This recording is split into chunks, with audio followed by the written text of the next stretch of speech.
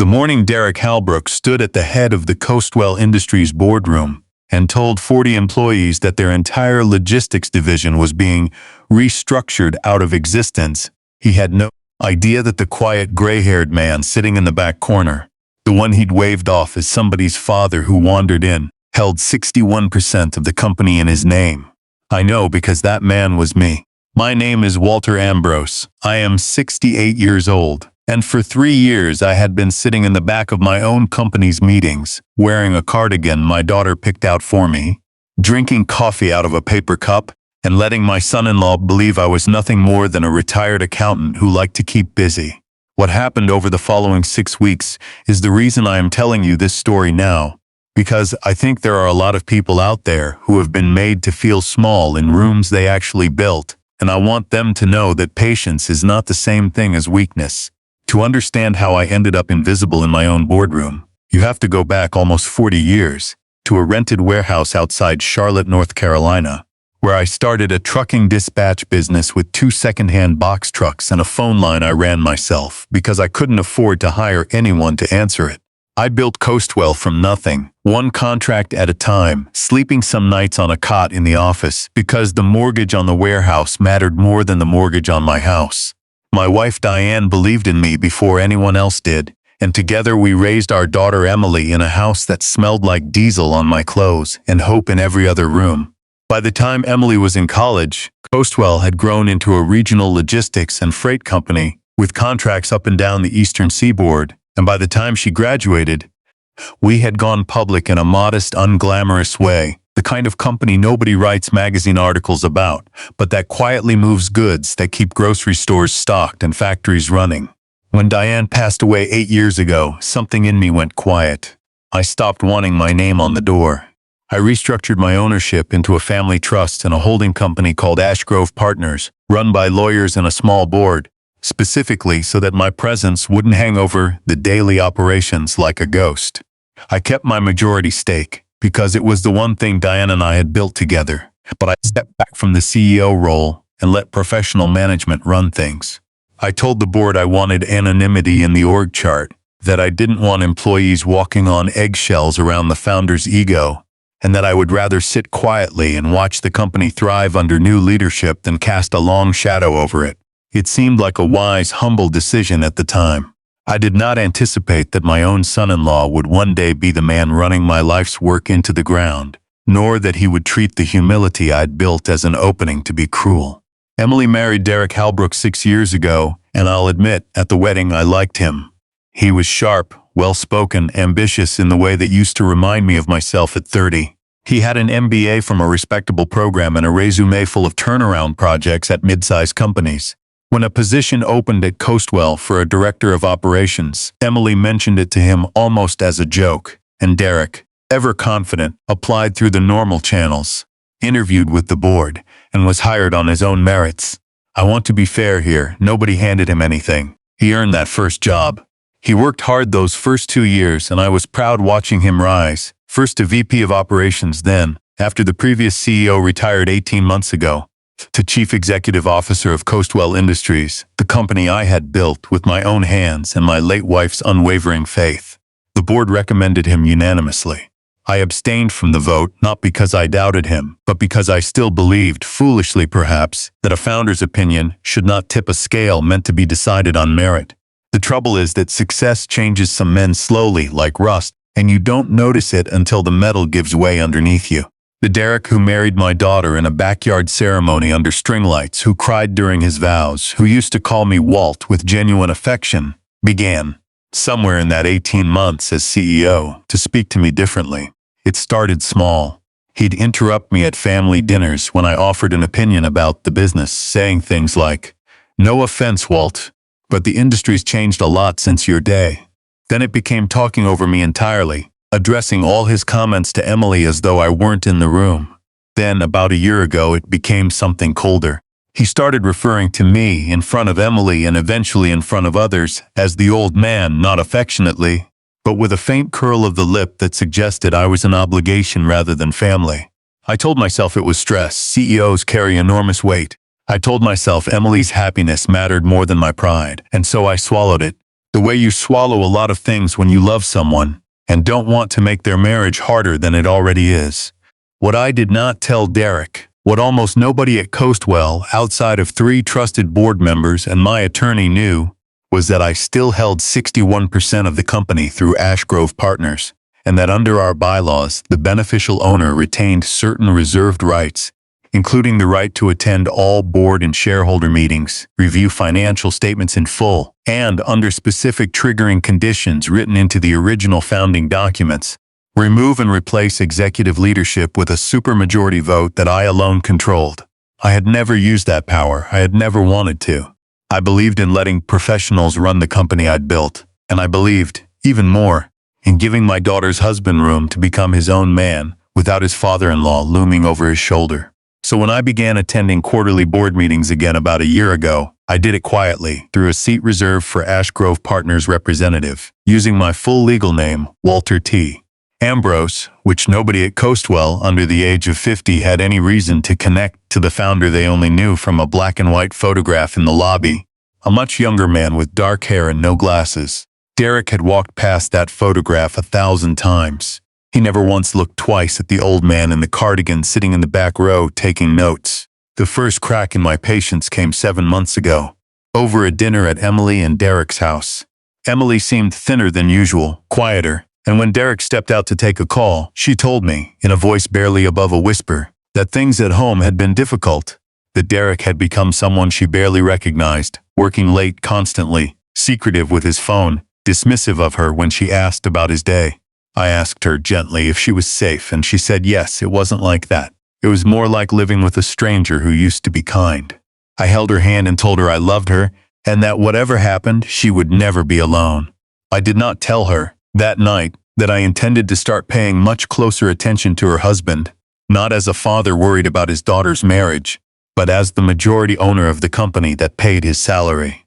Some fights you fight with your heart, some you fight with documentation. I decided, driving home that night with the radio off, that I would fight this one with both. Over the following months, I began reviewing Coastwell's financials with an attention I hadn't given them in years, cross-referencing board packets against the actual operational reports our CFO, a steady, honest woman named Priya Chandrasekaran, prepared each quarter. Priya had worked for me since the company's earlier days and did not know that Ashgrove's silent representative was Walter Ambrose, the founder. She simply knew me as a quiet, thorough old board observer named Mr.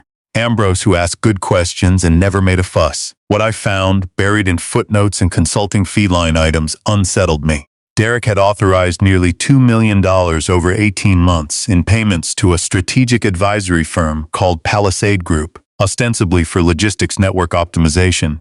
But Palisade Group had no public track record, no verifiable clients, and a business address that, when I quietly had my attorney check, turned out to be a mailbox rental service in Wilmington, Delaware. I did not jump to conclusions. 40 years in business teaches you that coincidences happen and that men make honest mistakes. But 40 years also teaches you that when someone hides the ball, you slow down and watch where their hands go next. I hired a private forensic accountant, a careful, unassuming man named Roland Kessler, who had helped me untangle a supplier fraud scheme 15 years earlier, and I asked him to trace Palisade Group quietly, using only public records and information I was legally entitled to as a shareholder, without alerting anyone at Coastwell. It took Roland 6 weeks. What he found was that Palisade Group was a shell entity, registered by Derek's college roommate, a man named Corey Van Tassel, and that the consulting fees were being split roughly in half, with a significant portion flowing back to a personal account linked to Derek through an intermediary LLC. It wasn't clumsy embezzlement, the kind that gets caught by a routine audit. It was patient, deliberate, dressed up in enough paperwork to survive a surface-level review. Derek had been quietly siphoning company funds for a year and a half, funneling them through a fake consulting relationship, all while telling the board that cost discipline required layoffs in the logistics division and a hiring freeze on warehouse staff. He was balancing the books on the backs of forklift operators and dispatch clerks, while paying himself a secret bonus through his old fraternity brother. I sat with that information for 3 days before I did anything, because I needed to be certain. And because some part of me, the part that still remembered a young man crying happy tears at his wedding, wanted desperately to be wrong. I asked Roland to keep digging, this time into the layoffs Derek had planned, the ones he was set to announce that morning in the boardroom. What I learned made my stomach turn in a different way. The division Derek intended to eliminate, our regional logistics operations, wasn't underperforming at all. Internal numbers showed it was the most profitable segment of the company, generating steady margins that had held up through 2 recessions. What made it a target wasn't its performance. It was that eliminating it and outsourcing the work to a third-party logistics broker would trigger a restructuring efficiency bonus written into Derek's own compensation package, one he had quietly negotiated with a compliant, newly appointed compensation committee chair, a man named Grant Pelham, whom Derek had personally recruited to the board 8 months earlier. Derek wasn't cutting costs to save the company. He was engineering the appearance of a turnaround to trigger a payout for himself, and he was prepared to lay off 40 loyal employees, some of whom had worked the loading docks since before Emily was born, to do it. I want to pause here and say something honestly, because I think it matters. I did not want to destroy Derek. Even with everything Roland had found, some old stubborn part of me hoped there was an explanation. Hoped that confronting him quietly, father to son-in-law, might allow him to fix his mistake before it became unfixable, might spare Emily the pain of watching her husband exposed. So before that board meeting, I did something Derek never expected. I asked him to have coffee with me, alone, at a diner near the old warehouse district, far from the office. I told him I'd been reviewing some of the Palisade Group invoices as part of my role with Ashgrove, and I asked him plainly to explain the relationship. I watched his face carefully. For just a moment, something flickered, a kind of calculation behind his eyes, and then it smoothed over into practiced confidence. He told me Palisade Group was a legitimate firm, that any overlap with Corey Van Tassel was coincidental consulting industry small world stuff, and that my concerns, respectfully, reflected an outdated understanding of how modern operational consulting worked.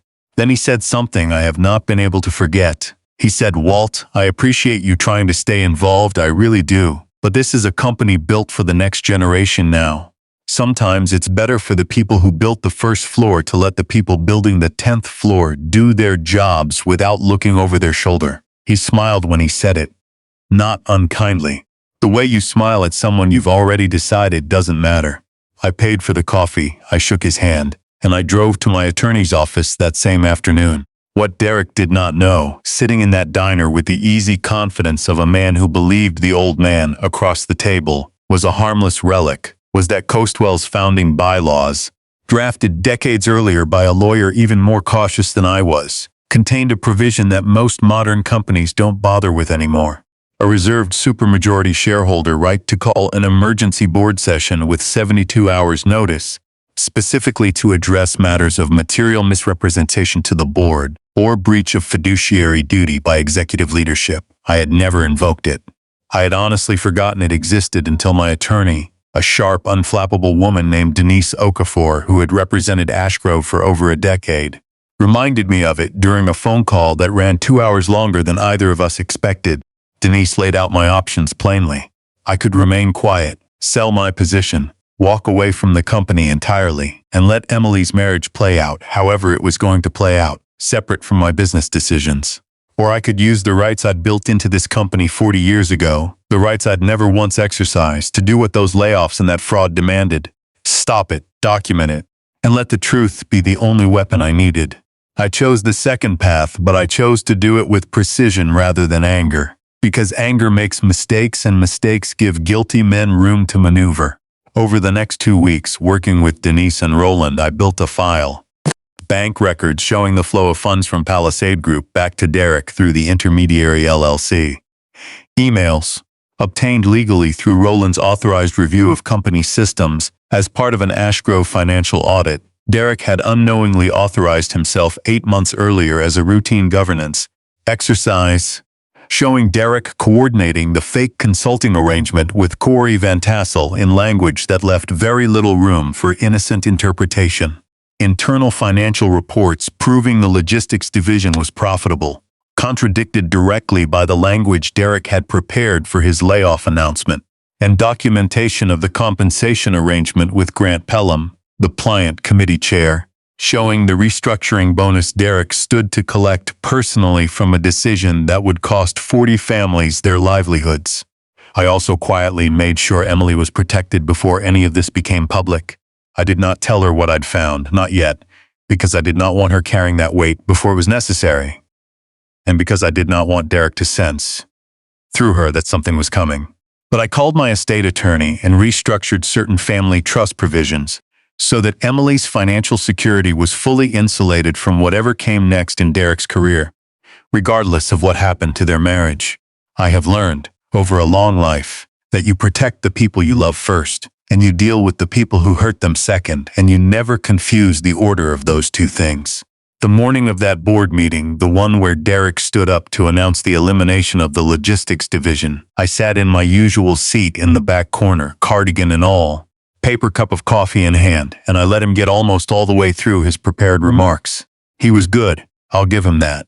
He spoke about difficult but necessary decisions, about aligning the organization with a leaner, more competitive future, about how the 40 employees being let go would receive generous severance packages reflecting Coastwell's values. He used the word family twice, which struck me as almost unbearably cynical given what I knew.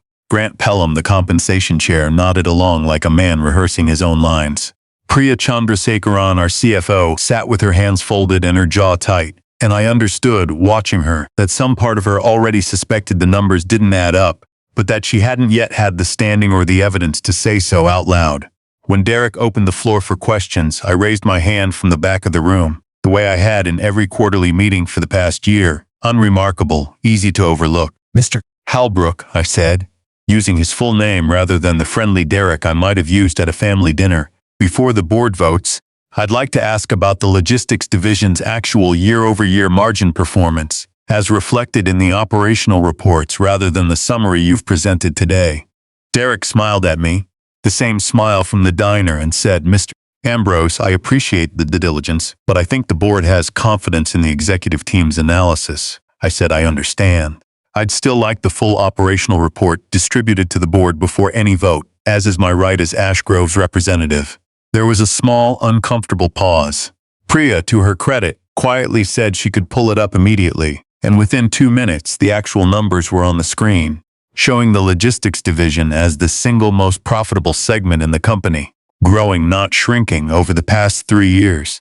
Derek's composure held barely, and he offered an explanation about forward-looking headwinds and market normalization, language vague enough to sound sophisticated and empty enough to mean nothing.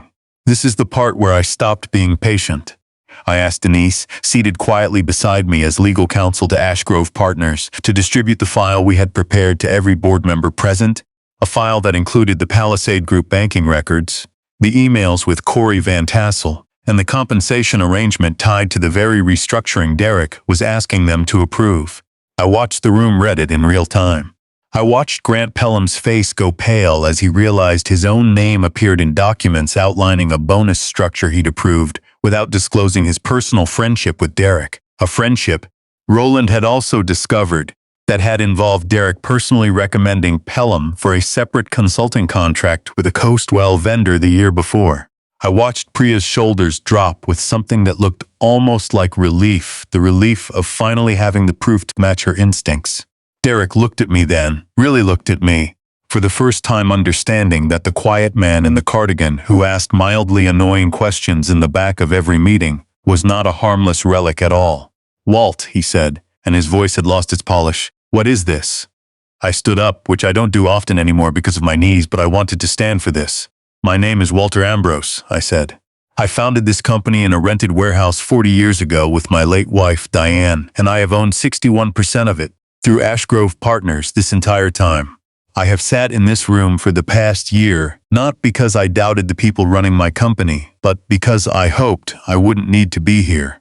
Today, I've learned that the division you're proposing to eliminate is the most profitable part of this business, that the restructuring you're proposing personally enriches you through a bonus arrangement you concealed from this board, and that the consulting fees paid to Palisade Group over the past 18 months have been quietly returned to you through an account controlled by Corey Van Tassel.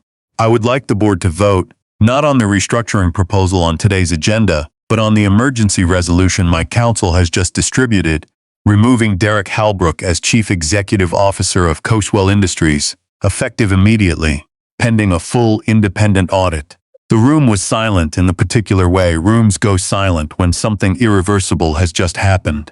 Derek tried briefly to argue, to call the numbers a misunderstanding, to suggest I was a bitter old man interfering in a business I no longer understood. But the documents in front of the board didn't care about his tone, and neither, in the end, did the board.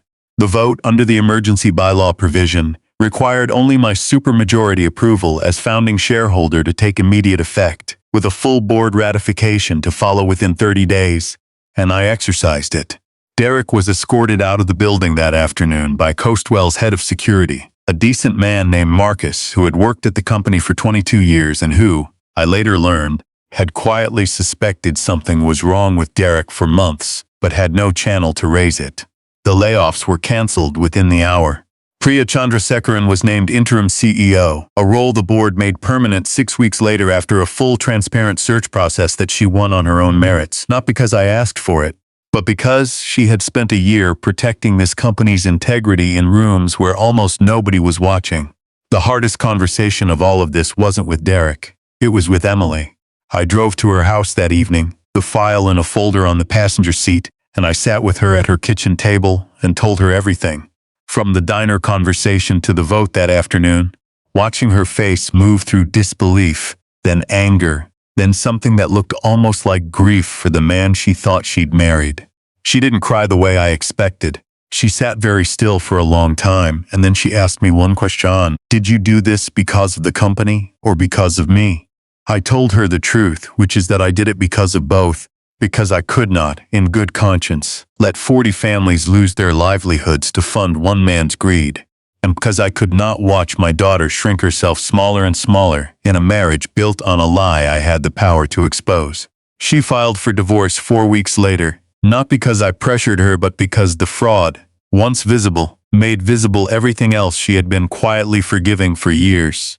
The forensic audit Roland completed for the board found additional evidence, including personal credit card charges, billed to a company account for hotel stays Derek could never adequately explain, which made her decision easier if not painless. Derek was formally terminated for cause by the full board 30 days later, forfeiting his severance and his unvested equity under the company's clawback provisions, provisions I had insisted on writing into every executive contract 15 years earlier, back when nobody thought they'd ever be needed.